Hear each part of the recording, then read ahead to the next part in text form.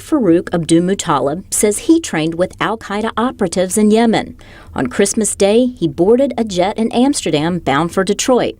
Authorities say with an explosive device sewn in his underwear.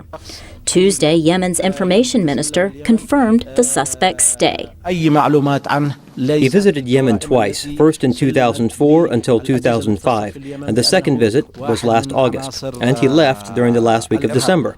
He came under the pretense of studying Arabic. Al-Lazi says Abdulmutallab was granted a student visa after showing visas from a number of friendly countries, including the United States. Analysts say al-Qaida has resurged in Yemen. Richard Fontaine of the Center for a New American Security is not surprised. It's right for the growth of al-Qaida essentially because it is a state in which the central government has not been able to exert its control over the entirety of its territory. Fontaine says the U.S. and Yemen are hard at work battling al-Qaida in that country. Yemen is the ancestral home of Osama bin Laden and has been back on the United States radar since the 2000 bombing in Yemen of the USS Cole by al-Qaida militants. In a statement posted on the internet, a group calling itself al-Qaida in the Arabian Peninsula claimed responsibility for the failed bombing on that Christmas flight. The group says it was retaliation for U.S. support for operations against the group in Yemen. But Fontaine doubts al-Qaida acted that quickly.